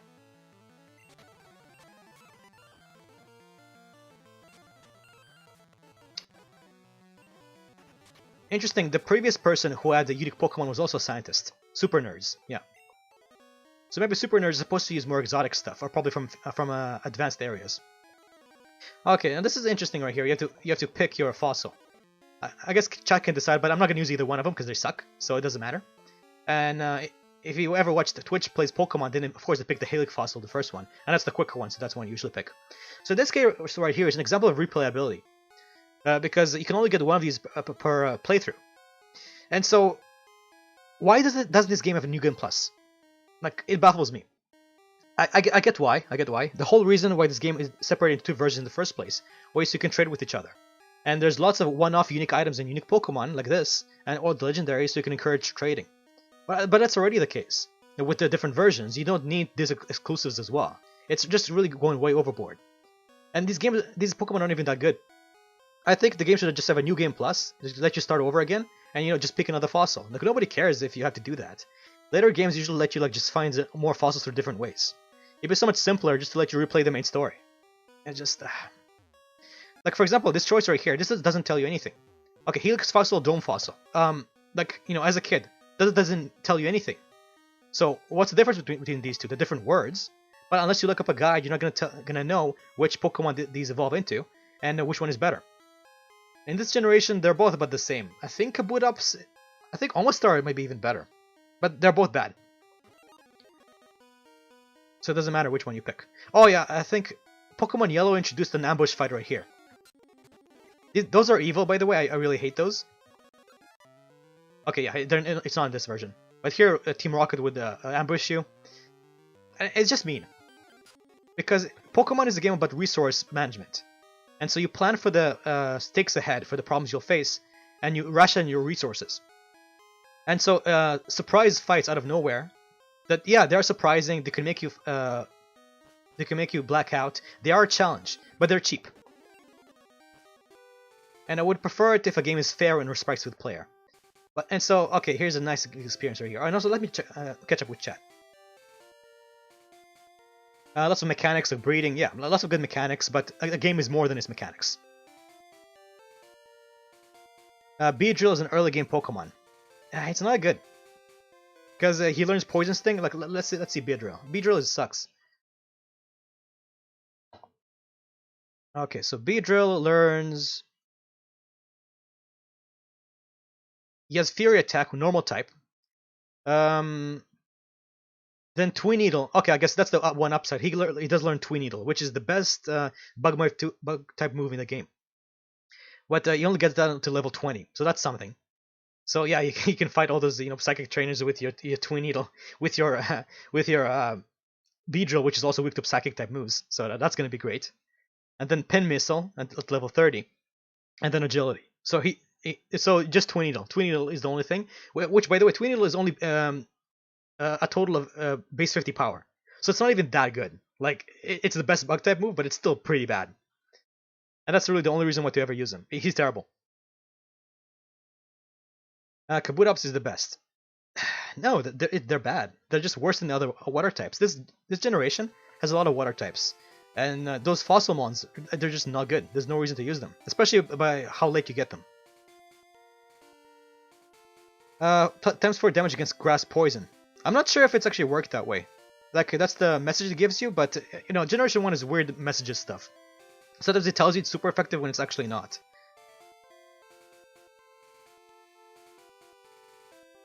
Oh, I'm autistic. Dude, what do you think you're watching here?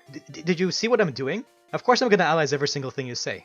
Like, if you don't want autistic discussion of, in-depth mechanics and, design details of a game, then I'm not sure what you expected here. I think there's a hidden item here. Oh, yeah, there is. Great Ball. Yeah, Kabutops doesn't get good until Generation 2 or 3. That's correct. And even then, only until like Waterfall in Generation 4, then he gets a good physical move that can actually make use of his attack. Lots of Pokemon that are good later on are not good in Generation 1. Like, for example, Aerodactyl. Aerodactyl, later is awesome. Like in Pokemon Stadium, I love the Aerodactyl. But he's shit in Generation 1. Don't use him. Okay, we're coming up to a kind of a big design element, level design element right here. So first of all, Whirlwind, fucking Whirlwind. Like, do you guys remember all these random STMs? Like, what? Damn Whirlwind. In Generation 1, okay, Whirlwind makes you escape from random encounters. That's it. That's all it does. This TM, you waste up a move slot. You make your Pokemon 25% weaker. Just to have a way to escape for Pokemon. And by the way, if you're higher level, if you have higher speed, then escaping is guaranteed. So the only thing this thing does is allow you to escape with... oh god, no, not even that. I believe in this generation also negative priority. So this thing makes you take a hit in exchange for being able to run away, guaranteed. Like, holy shit, what were they thinking? I don't know. I don't think they were. I think they were just kind of experimenting and just throwing everything at the wind. But I guess that's why this generation is good. They were just throwing everything at the wall and seeing what will stick. And so that's why they had like a Water Gun TM, and why you had, Whirlwind TM. Because later on, it actually makes you switch out of trainer battles. It doesn't do so in PvP. No, it doesn't do so in Generation 1. That only happens later. So this gen, it does nothing. It's useless. Who is a faster Hyper Beam strong attacker than Aerodactyl? Not faster, because of course 130 speed is top tier, but so I forgot. Tauros is gonna do way more damage. So you're sacrificing a bit of speed for more damage, but in the first place, 130 speed. Again, it's non-stab, so it's not gonna be that great. It's okay, but generally Tauros is good enough. Okay, so here's something peculiar. This is a one-way shortcut. If you go down here, you can never go back to Mount Moon until way later. Which I think is a bit, again, it's a bit mean. Because let's say you want to get, because there's no Pokemon Center. Right now, notice I'm half dead. So Charmander is half, like Nidoking is almost dead.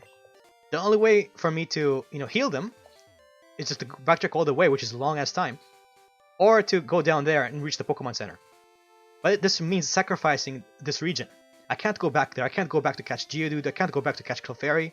I have to go forward. And this severely limits the amount of Pokemon you have available. And I'm not sure why. I think this was to make children, not get as confused. So this probably isn't the case, so let's just go in here. Like, developers do this all the time, just one-way gates, just to make sure you're not going to backtrack too much. Just to limit the amount of options you have available. Because if you went down here, this is the correct path, and you're not going to make a mistake by going all the way back and getting lost. So again, this is probably just to railroad the player and make it getting lost, but it's really restricts your playstyle. It really restricts the options you have available and the amount of Pokemon you can catch. Because, for example, you can't even get Nidoran. That's right. So if you went the whole time without getting Nidoran, you can't get him. You can't use him for Misty or anything until way later.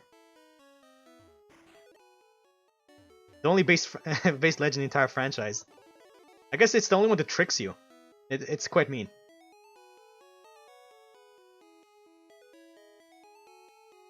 No, Aerodactyl cannot learn Rock Slide in Generation 1. I'm not even sure that's a TM or not, so that's why he's terrible. He has no same type of attacking move. He gets, like, Wing Attack, which is 35 base attack power. Like, pff, yeah, great. So, anyway, so we went through the whole journey, the first proper, dungeon, and we reached ourselves our next target, the next city. Cerulean? I think it's Cerulean, yes.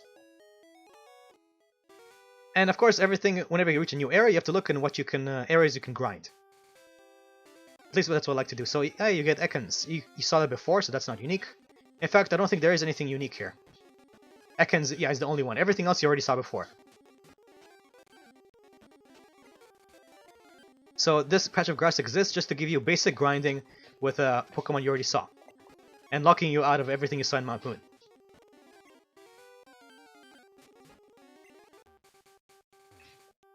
Okay, now going on later. Now, from the beginning, you can just go ahead and try to challenge Misty. But if you choose, depending on which starter you have, that's going to be a problem. So if you have Bulbasaur, you can just go ahead and do it. But if you have, let's say, Squirtle, it's going to be a bit harder, and Charmander is going to be the hardest. So you might hit a roadblock right here if you just use only a starter and you try to beat Misty. So in that case, you're encouraged to go somewhere else. It's, I guess, power gating. Which is probably a good thing as well, because the gym doesn't actually let you advance. It doesn't change anything. You're gonna have to do something else. Okay, let's talk to the people. Let's see if there's any good hints around here. So, okay, this doesn't tell you anything. So I'm a trainer, collecting, fighting, it's a tough life. Man, it's so tough. It's a tough life. Yeah, I don't know. I don't think it's that tough. Why is he saying this? Why is it tough? Okay, probably it's the dungeon crawling. Maybe dungeon crawling is tough. That's the only tough thing I can think about. Catch Oddish. Yes, I'm gonna do that. Again, I love Oddish. I just said he's an amazing Pokemon. Okay, the leader Misty is a pro which uses water Pokemon. You can drain all the water with a plant Pokemon. Or zap them with electricity. I'm sorry, a plant type Pokemon? As far as I know, plant is not a type. I'm sorry, but it's called the grass type. Man, I sure do hope somebody got fired for that one. But, yeah, plant type. Like, it's a grass type, please. Slowbro Punch. No, you blew it again. Slowbro. Slowbro? Really, Slowbro? You can't get your Slowbro till so much later. Like, Slowbro is a late game Pokemon. Like, why is it here? That is odd. Okay, good advice on repels. That's a good advice. Rare candies. Yep. Let's see. Anything good to buy here? I don't think. No. There's the healing items and stuff. Of course, this mod added you can buy the TMs you come across, which is a very good change. This is honestly what the later games should have done. Instead of making TMs infinite, which leads to perverse gameplay styles. Like, okay, so what you do in the later games is that, let's say you have a Pokemon, you have whatever, let's say you have Nidoking here, and I want to teach him Water Gun. So I just, get Water Gun, I give it, okay, I'm not going to teach it to him, no. No. Oh god, I remember this loop, it's a pain in the ass. Okay, I get why, because they don't want you to accidentally waste items or waste your level up moves, but that menu loop is a big pain, and I'm glad they got rid of it later on. But what you would do is just change your moveset every time that you encountered a new fight, or a different situation. And I guess you could say that's intended, but no, not really, because the whole point of the moveset is to restrict the options you have available. And so if you can just change it at any time, that changes the gameplay balance. It gives perverse incentives. And it just changes how the game is played, and for the worse in my opinion. So what it should have done is just, instead of being a monopoly, let's say, instead of being exclusive, the problem is, with let's say Water Gun right here, normally this is the only way to get a TM for Water Gun ever. Like if you waste it right here, you can never get it again. Now this is a Water Gun, it's a bad move that lots of things to learn by themselves, so that's not a big problem. But another TM is Body Slam, one of by far the best moves in the game, and you only get one of them. And pretty early on, and then never another. There's some exceptions. For example, you can buy more TMs at the casino, but the vast majority, Whirlwind, you can't get it ever again. So instead of being exclusive to like one-time offs, there should have been timed exclusives. So if you want to Body Slam early on, or Water Gun early on, then you should be able to like use this TM. And if you want one later on, like let's say post-game, then you could get more of them. Again, the games kind of did this, but not really. What they usually did is just keep everything exclusive until the post-game, which is a pain in the butt. So that's why I like this mod, although it gives you them a bit too early and they're too cheap. But this, like TMs by themselves are good. Actually, I really like them as a system. In fact, Game Freak realized they're good because after getting rid of one-time TMs, they actually reintroduced TMs as TRs. So you went full circle. You got rid of TMs only to bring them back again. So it's so ironic. It's so lame. They should have just worked with the system they did have. Like it's so weird to reinvent the wheel. Okay, so this is talking about bicycles. So I talked before about how transportation is quite slow in this game. Because this run button right here, that's added by the mod. It's not there by default. But normally you have to walk at this slow pace everywhere, which is agonizing. And usually I even speed it up with the emulator. Running makes it much more tolerable. And the thing is, they don't even give it to you right here. It's one thing to keep the faster movement speed option unlocked, or locked off until now. But something else to just tease you with it. Like it's so huge. Like it's so weird. Like especially with the Pokédex and all the other features.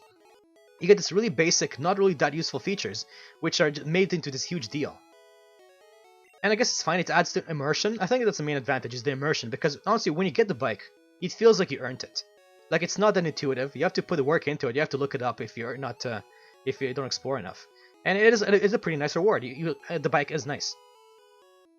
And lots of early games did it, like Yume Nikki, like a famous RPG Maker game, also kind of locked up like bike movement behind a power-up. So it was popular at the time. Lots of RPGs did that, like the airship in Final Fantasy, but that's way more powerful than the bike. So this thing treats the bike like it's an airship, when it's really not that big of a deal. Fly is your airship, that lets you go to places really quickly. So Fly is a much bigger reward, but it doesn't have this whole foreshadowing. And in fact, as a kid, this was such a big deal too. Let's see what these guys say here.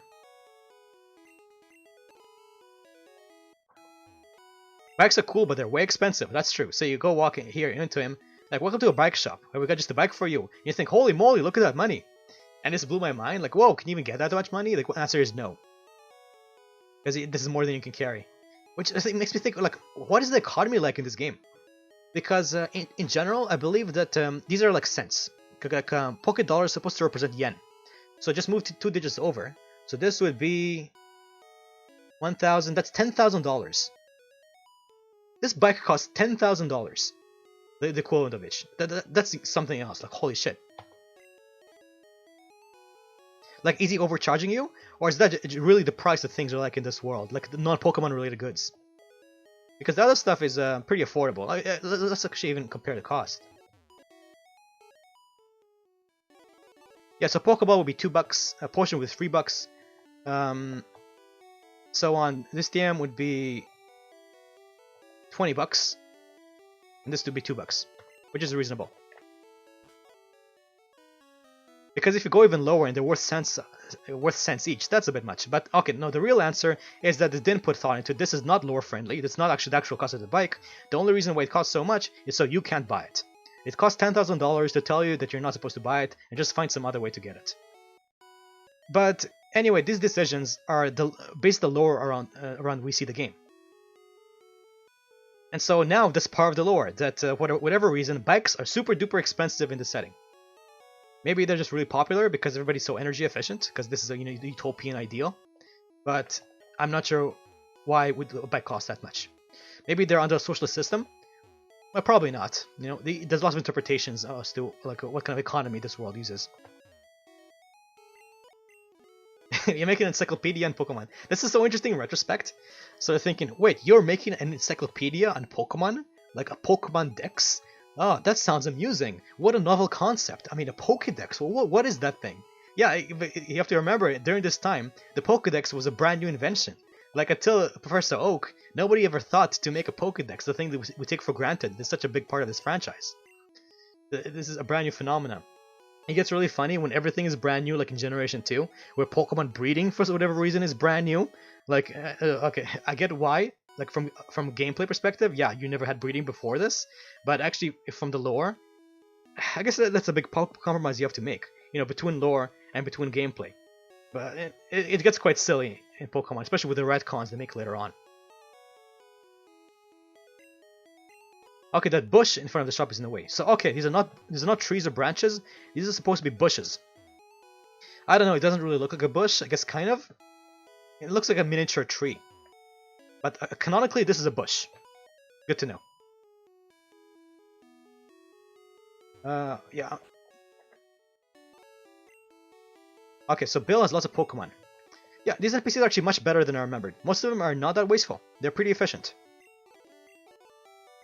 Like, this is telling you about Bill, because you're supposed to go to Bill to get the SSN ticket, so you have to go to him eventually. And honestly, I think the reason why the NPCs are so useful in this game is because they had to make do with less. Most likely, you know, they had a limited amount of memory, so if an NPC is there, he should serve an important purpose. So these guys are all telling you where to go next, which is to find Bill.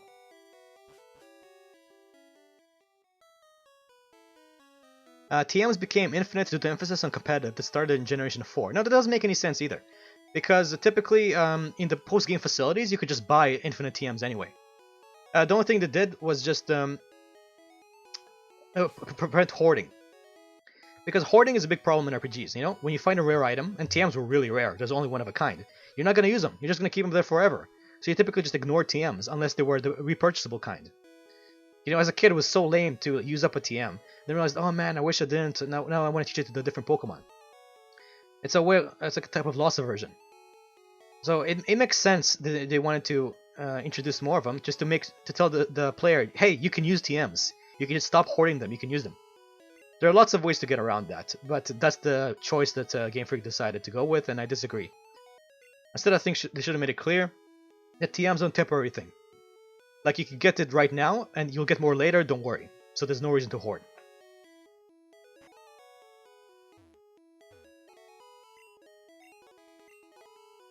Okay, I wonder if this is an actual trade. It probably is. I think this might be the first trader. If I want to recall, this is the only place in the game where you can get a Jinx. And Jinx is actually a pretty good Pokemon. So he's like Alakazam, or Lakadabra. Yeah, because Alakazam is way better than everything else unbalanced. But Jinx is surprisingly good. Even though she looks really silly. And but people don't generally encounter this because getting a Poliwhirl takes a while. Like, it's gonna be quite a long time before you get a Poliwhirl. So you can't do this trade at the moment. You have to remember this guy is here and then come back to him. But yeah, Jinx is a lot better than you think.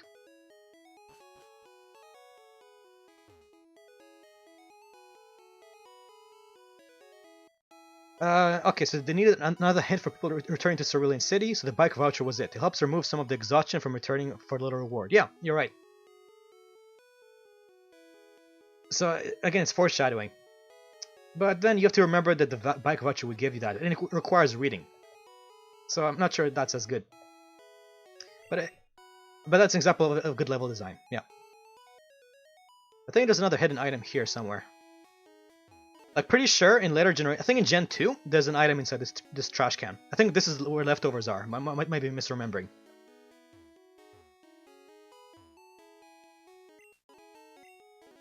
Oh yeah, this guy explains the badges.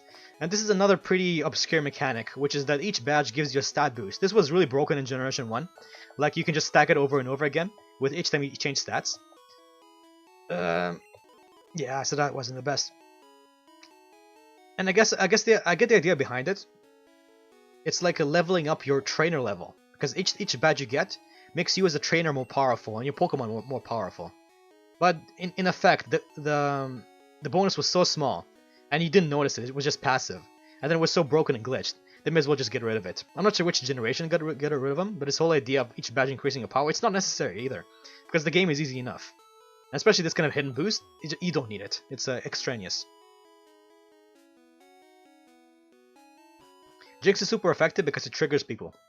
Yeah, I guess because it's blackface, because the Japanese really don't care about Western standards. I think there's another hidden item here, but it's not intuitive. And it's not anything useful either. I only remember they're really good items. Okay, here's another ambush fight. This is so mean too. Like here, this ambush. I only remember it because I replayed the game so much. So, let's see here. What is the current uptime? Okay, we've actually been going for a while. I might finish up soon. Depends if... Okay, let's see. So let's fight our rival. We should have pretty good Pokemon here.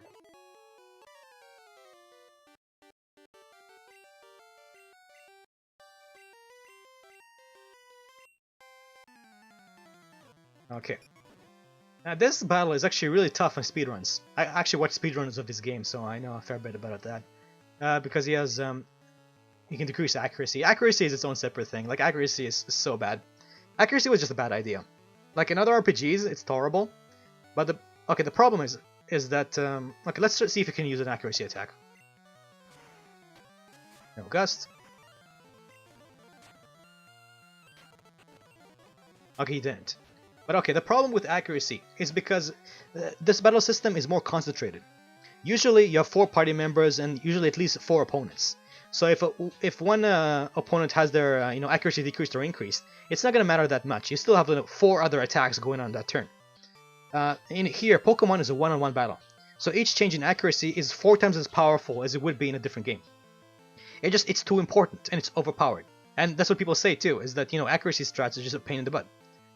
So even though they are classic in other RPGs, I don't think they have a role in this type of game. It's simply, yeah, it's too concentrated. It's too much of a pain. And it's interesting that he actually chooses to use an Abra which can't attack against you. I guess it's again foreshadowing that, this Pokemon exists. That you're gonna catch it in the upcoming area. And it's just for novelty. That's the thing, lots of Pokemon just exist for the novelty's sake. Like, they're not really that powerful, they're not really that interesting, they're just weird Pokemon. This is something that Pokemon clone games don't really get. Like Temtem. It was a big deal a while ago. It's like, oh, the Pokemon killer. And I looked into the Pokemon designs, or I guess their monster designs, and they're pretty bad. The main reason is the lack of diversity. Like, they all want to put the same thing. Especially people complain that either they're all cool, or they're all cute, or they're all hot. But they're missing the weird ones. Like Magnemite. The object Pokemon. And some people really like Magnemite. Like, I don't. But weird Pokemon can have their appeal too, because that's how animals are like. Some animals, they're not cool, they're not cute, they're not sexy. Again, I'm talking about sexy animals, but I digress. But yeah, some animals are just weird. And I think that's what Pokemon really gets, is that they have this really uncanny middle ground between, weirdness, cuteness, and coolness. It's probably one of the main reasons why the franchise is so popular. Like, look at Nidoking. Yeah, he's cool, but he's kind of goofy. It's both goofy and powerful, and yeah, look at those legs, look at those nails on its feet. He's a weird Pokemon. Like, if you really wanted to go all the way out edge, like, I guess the spikes would go for it, but you do more than that. But anyway, so we reached the second city. I'm probably going to stop here and continue next time. Okay. This is where you do the Mew Glitch in yellow, Eevee dodge meta. Yeah, you could do that. Which is so interesting, it's just so poetic. After all those years, you eventually do see you actually can catch Mew in the original versions. So it's pretty nice. This mod actually does add Mew in some place. I haven't done it because I'm more about the vanilla experience. I'm gonna finish here. Temtem does have diversity. yeah, I guess so. Yeah, Eevee dodge meta. But yeah, so I'm gonna continue next time. I still have more to say about this game, so yeah, we'll continue then. Alright? Well, thanks you guys for watching, and have a good day.